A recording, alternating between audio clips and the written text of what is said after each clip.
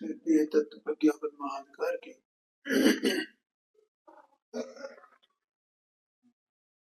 ये विशेष प्रज्ञापन अधिकार इसकी 136 नंबर की गाथा स्वाध्याय में है।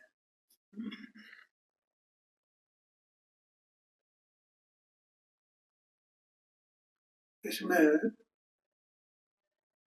ये लोक और अलोक में विभाजित पूरा विश्व, इसमें क्षेत्र पे कहाँ कहाँ रहते हैं, ये बात चल रही है स्वाध्याय। और इसकी टीका चलेगी, देखो टीका भी प्रारंभ नहीं हुई ना।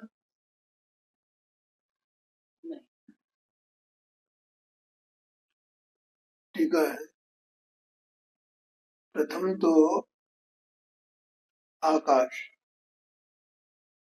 लोक तथा अलोक में है। आकाश कहाँ है? लोक और अलोक, आकाश कहाँ रहता है, ऐसा प्रश्न है ना इसमें कि ये जो द्रव्य है ये कहाँ रहते हैं, तो कहा कि आकाश तो लोक अलोक में रहता है, क्योंकि छह द्रव्यों के समवाय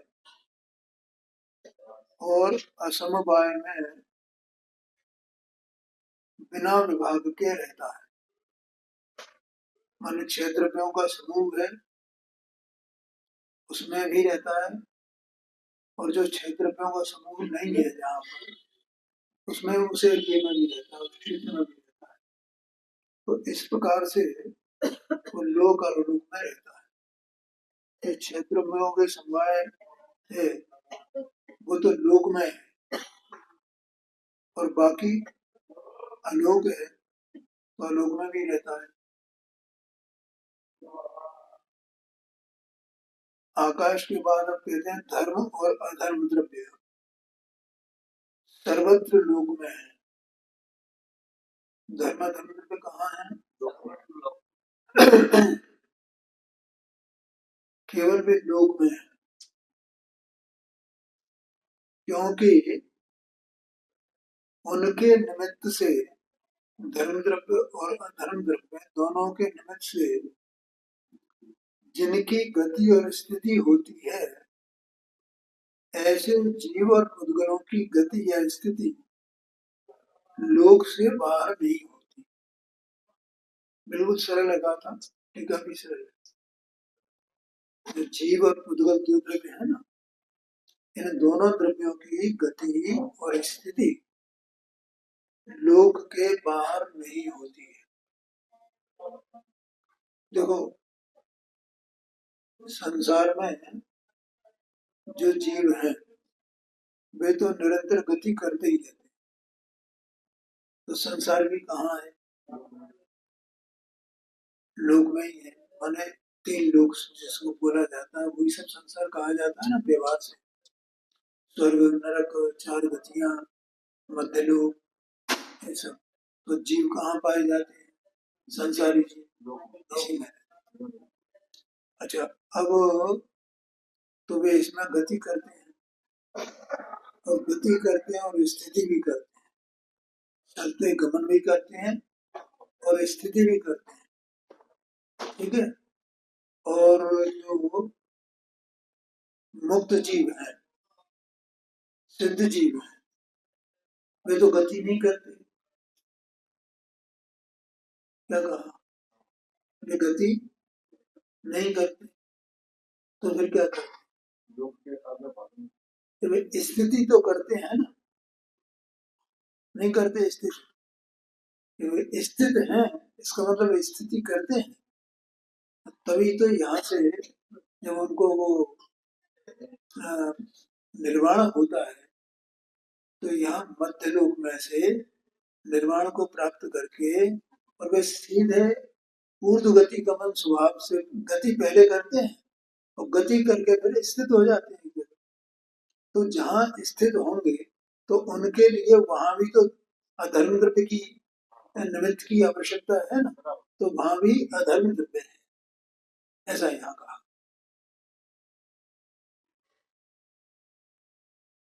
और पुद्गल तो निरंतर गति और स्थिति करते ही रहते हैं, और ये लोक में ही करते हैं। इसलिए यहाँ ये कहा कि जीव और पुद्गलों की गति या स्थिति लोक के बाहर नहीं होती,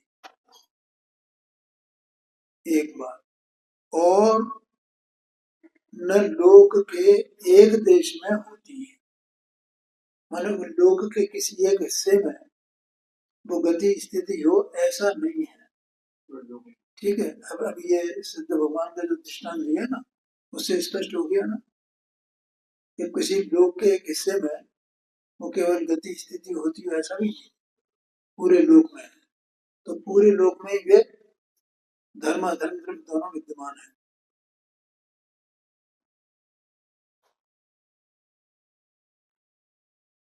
अब चौथा आकाश हो गया, धर्म अधर्म द्रव्य हो गया। अब चौथा है काल भी लोक में है।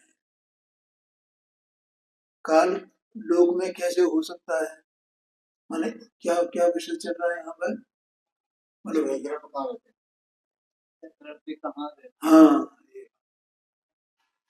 तो अब काल द्रव्य कहाँ रहता है, वो भी लोक में रहता है, तो वो कैसे सिद्धि होती है उसकी, कि जीव और पुद्गलों के परिणामों के द्वारा समय आदि पर्याय व्यक्त होती है।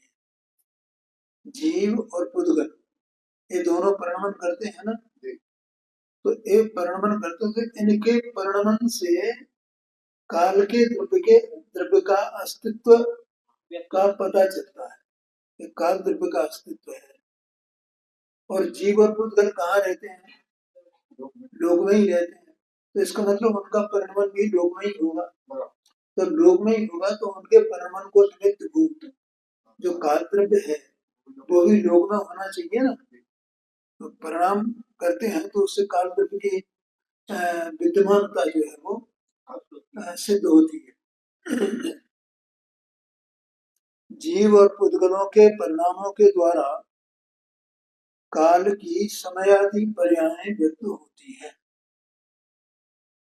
देखो ये दिनों रात होते हैं, तो दिन रात क्या है, काल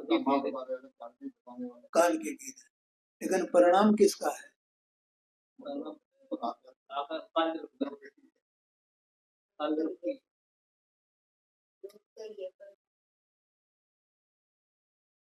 पुद्गल का परिणाम है।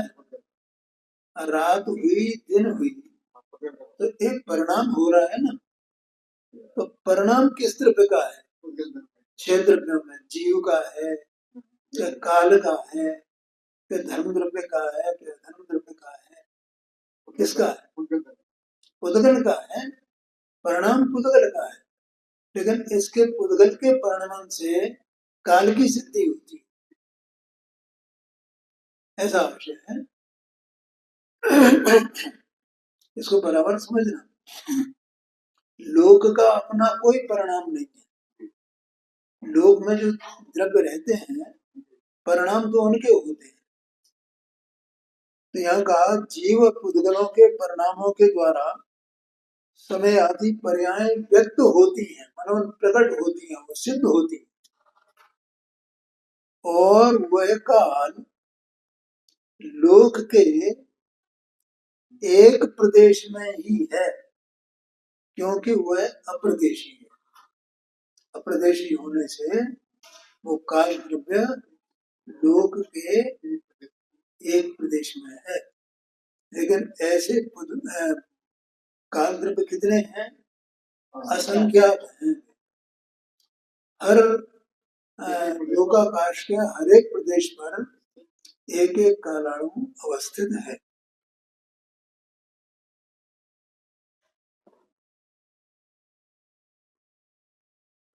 अब आगे कहते हैं जीव और पुद्गल तो युक्ति से ही लोक में है, क्योंकि लोक छह द्रव्यों का समवाय स्वरूप है। अब ये चार द्रव्य की बात तो हो गई इसमें, इसकी आकाश धर्म अधर्म और काल।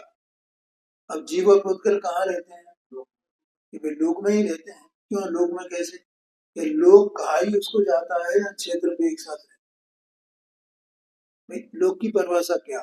लोक की परिभाषा भी यही है कि छह द्रव्य जहाँ अवस्थित हैं, जितने आकाश के जितने हिस्से में अनादि निधन रूप से वे एक ही जगह रहते हैं लोक में, चाहे वे मुक्त जीव हो और चाहे वे संसारी जीव हो, चाहे एक निरावरण एक पुद्गल परमाणु हो, चाहे अनंत पुद्गल परमाणु के स्कंद हो, सब के सब इस लोक में ही रहते।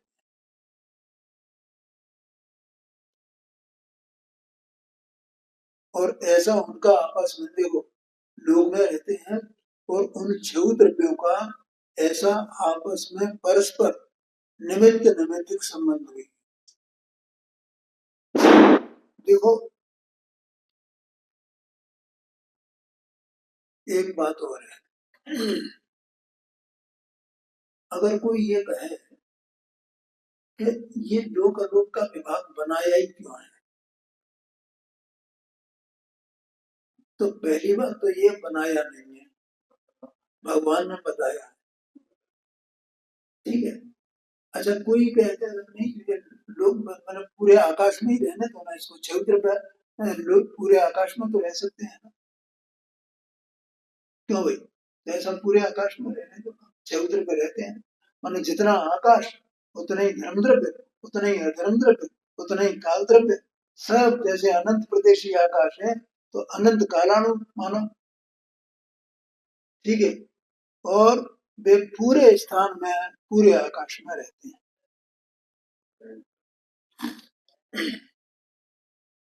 तो ठीक हो सकता है क्यों?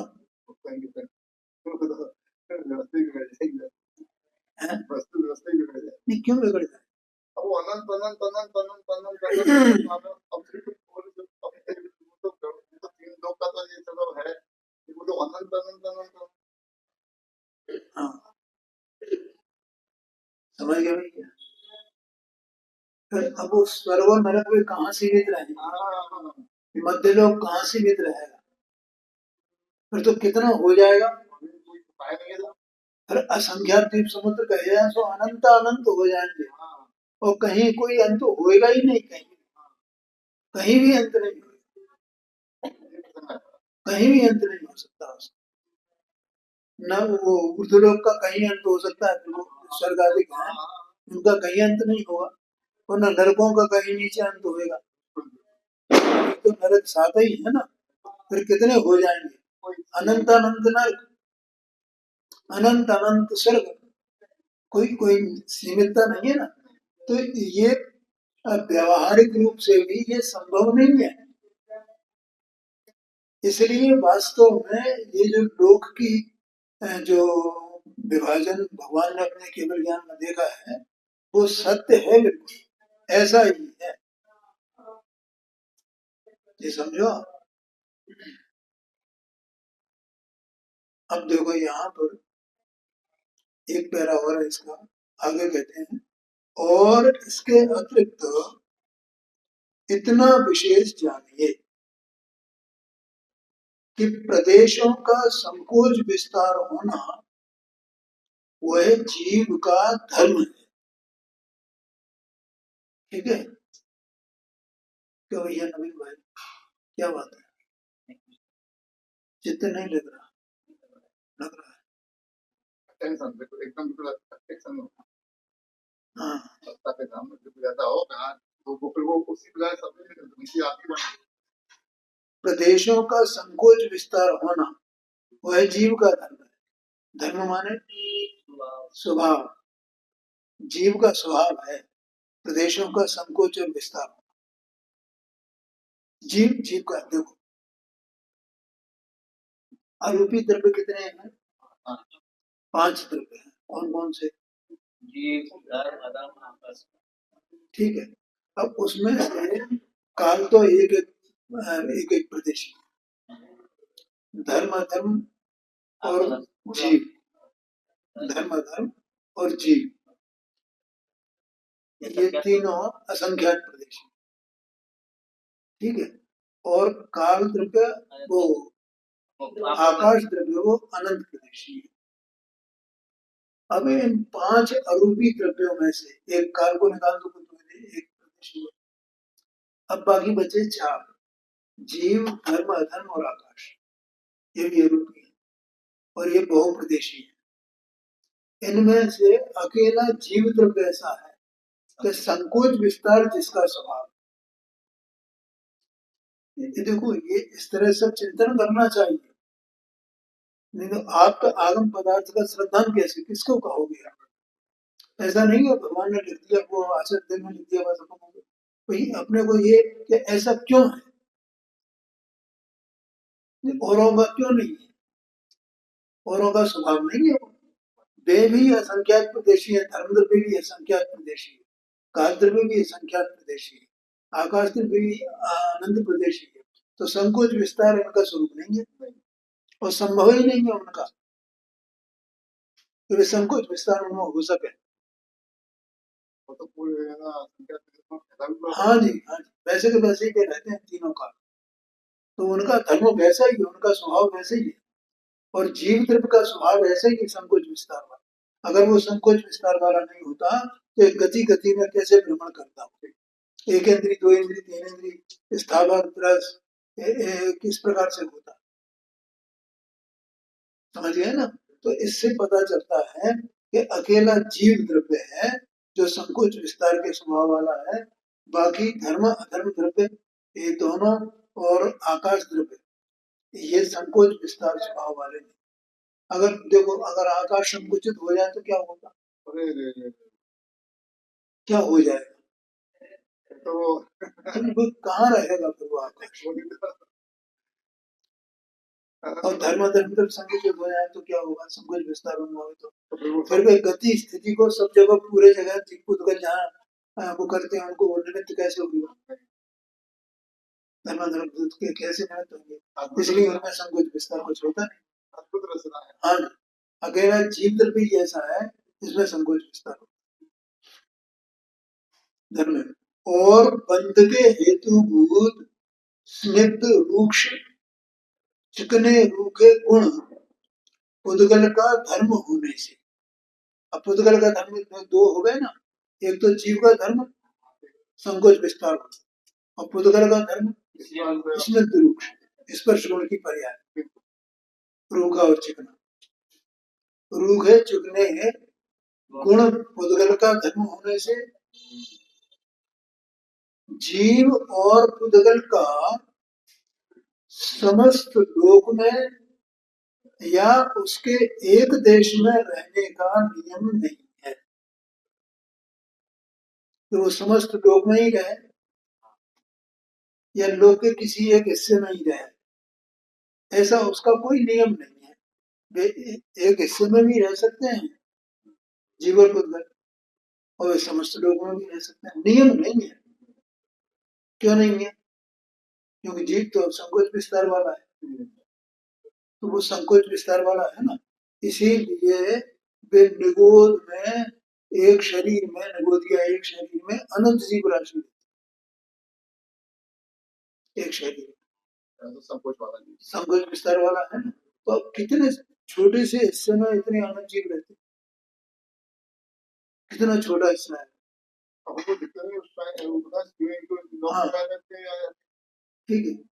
अगर ये ऐसा नहीं होता तो वो संकोच विस्तार के स्वभाव वाला नहीं होता, तो फिर तो लोकाकाश प्रमाण है तो लोक के पूरे हिस्से में रहता, लेकिन लोक के पूरे हिस्से में रहने का उसका नियम नहीं है,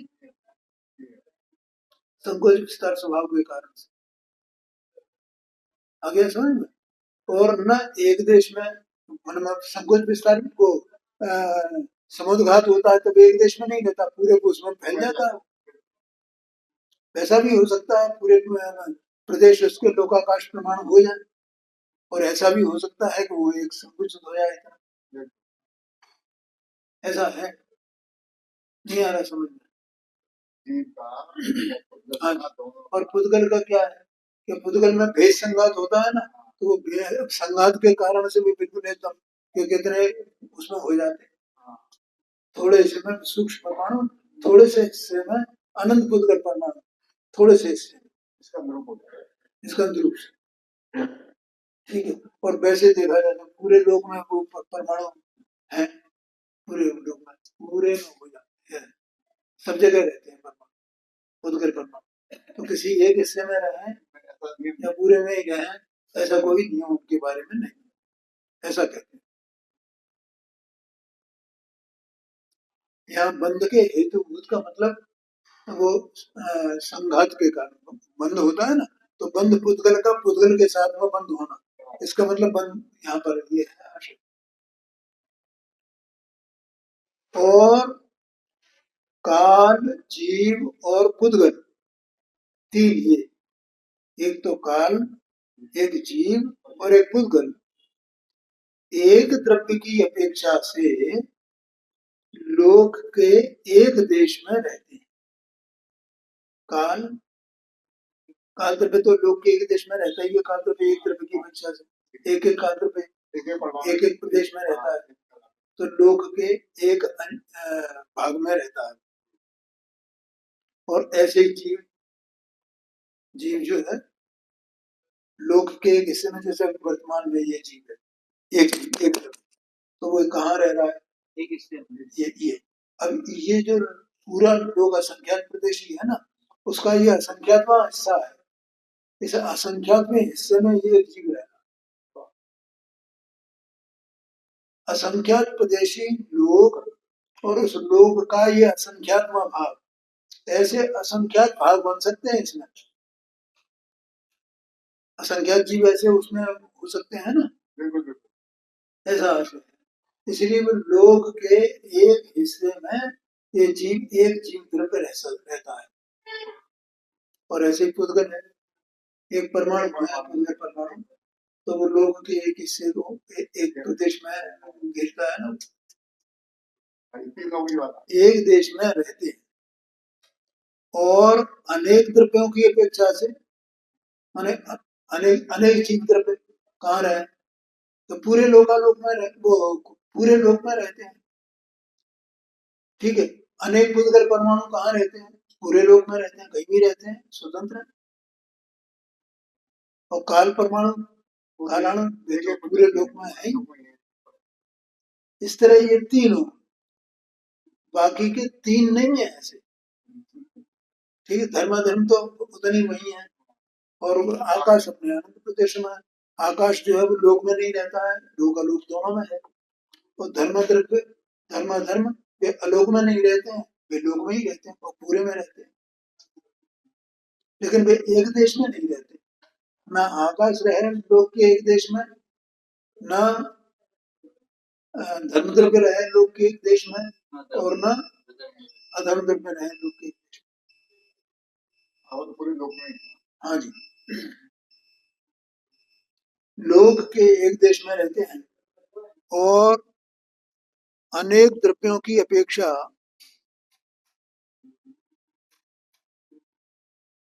ये लाइट चली गई है क्या,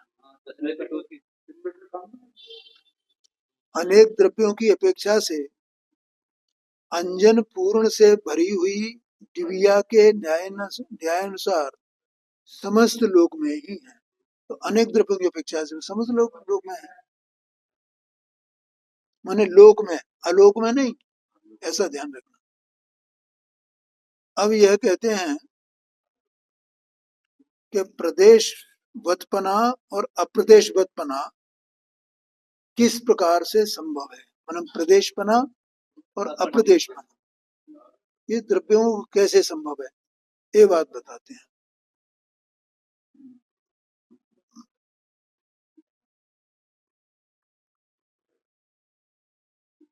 इसकी गाथा अपन पहले इसका पाठ करते हैं। जद ते नव पदेसा तदपदेसा एयंत से साणम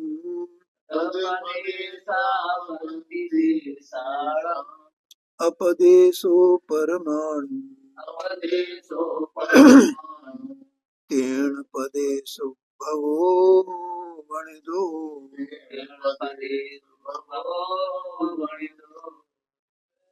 रीत आव प्रदेश तेरी शेष द्रव्य प्रदेश छे।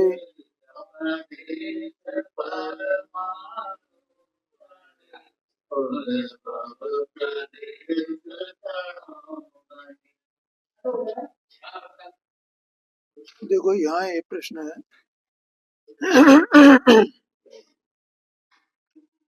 कि इन द्रव्यों को प्रदेश बना और अप्रदेश बना, जैसे काल द्रव्य को तो अप्रदेश बना कहा जाता है और उद्गल के एक परमाणु को अप्रदेश बना कहा जाता है और बाकी सबको प्रदेश बना कहा जाता है। तो ये किस प्रकार से है, ऐसा प्रश्न है।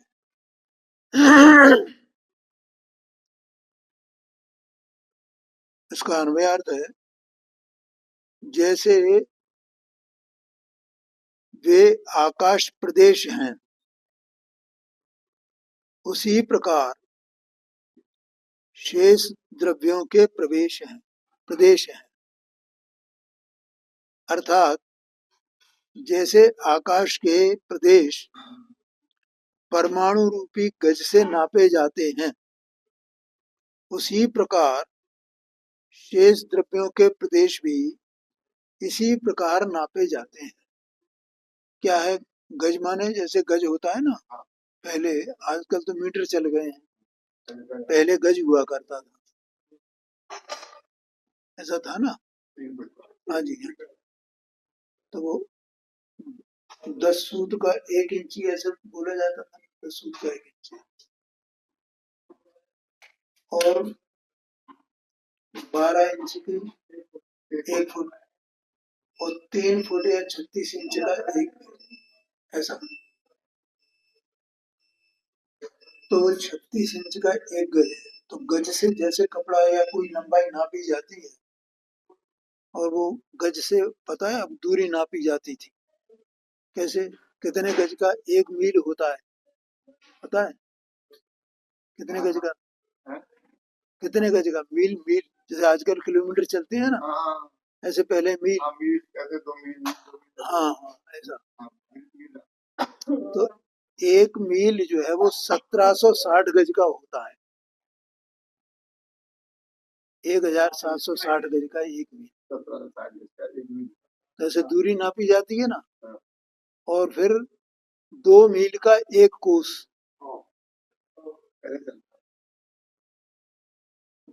और लोग जो पुराने लोग थे ना, वो इसी तरह बातें करते थे उस समय, क्या मील होगा भैया, है या कितने कोस है, कितने कोस है। जैसे अपन शिखर जी कितना कोस है, पहले तो ये ट्रेनें वगैरह सब सुविधाएं नहीं थी भैया, सब अपन या तो पैदल जाओ या अपने वाहनों से जाओ, वाहनों में बैलगाड़ी वगैरह ये है, तो कई दिनों में पहुंचते थे, इतने कोस है भैया, ये स्थिति थी। तो इसलिए वो उनका स्वागत इसलिए किया जाता था जाते वक्त, तो भाई ये जाने ये लौट के आ पाए कि नहीं आ पाए। अच्छा, कितने दिनों, हाँ कितने दिनों में पहुंचेंगे ये, और कब लौटेंगे, ये कोई ठिकाना नहीं रहता था ना। तो उनको विदा कर रहे हैं माने एक तरह की अंतिम विदाई है ये नहीं। अब ये लौट के आ गए तो इनका भाग्य और हमारा भाग्य है, और नहीं लौटे तो नहीं लौटे। और सब जंगल था उस समय, तो अब वो कोई जानवर आनवर का शिकार बन जाए, कोई बात हो जाए, क्या कह सकते हैं, कौन सी घटना घट जाए। हाँ हाँ हाँ, बिल्कुल बिल्कुल, हाँ जी बिल्कुल। उनको मैंने उनका ऐसा स्वागत किया जाता था, जैसे दूल्हा दुल्हन दरवाजे पे आते हैं ना, तो उनको बाजों से स्वागत किया, ऐसे ही उनको लिया जाता था, ये स्थिति थी। खैर वो अलग बात है, लेकिन यहाँ तो ये कहना है कि जैसे वो ये दूरी इस प्रकार से गजों में नापी जाती है, तो ऐसे यहाँ से वहां तक उसको नापा जाए, आकाश को तो गजों से नापा जाएगा, तो फिर कैसे नापा जाएगा उसको? तो उसको कहते हैं कि एक परमाणु, उद्गल परमाणु, एक निरावरण, अकेला, निरावरण माना अकेला, एक नग्न परमाणु, वो परमाणु आकाश के एक प्रदेश को घेरता है। तो पूरे आकाश को कितने परमाणु घेरेंगे? या अनंत पुद्गल परमाणु घेरेंगे, इसलिए वो अनंत प्रदेशी कहा जाता है आकाश को। ये नाप आ गया, ये नाप है। अरे वाह। तो ये उसके इतने प्रदेश है ना, इससे पता चलता है तो आकाश जो है वो प्रदेशवान है, प्रदेशों वाला है, ऐसा कहते हैं। देखो फिर अपन एक बार पढ़ते हैं इसको। जैसे आकाश वे आकाश प्रदेश हैं, उसी प्रकार शेष द्रव्यों के प्रदेश हैं। तो जैसे आकाश के प्रदेश हैं, अब आकाश में ये सब रहते हैं, आकाश के हिस्से में रहना माने आकाश में ही रहना, ठीक है। तो वे आकाश, तो जब आकाश को मापा जा सकता है तो बाकी द्रव्यों को भी मापा जा सकता है। अब अंत में कहते हैं परमाणु अप्रदेशी है, उसके द्वारा प्रदेशोद्भव कहा है। अब परमाणु, एक परमाणु है वो अप्रदेशी है, लेकिन वो बहुप्रदेशी हो जाता है, माने वो अनेक परमाणु मिलकर के प्रदेशोद्भव, माने दो अर्थ होते हैं, तो प्रदेश बहुप्रदेशी हो जाना और दूसरा प्रदेशों का माप करने वाला होना। अब टीका में आचार्य देव ने इसमें क्या अर्थ लिया है वो अपन देखेंगे। अब लाइट भी नहीं है, मेरे ख्याल से इसको इतना ही रखा जाए तो ठीक है।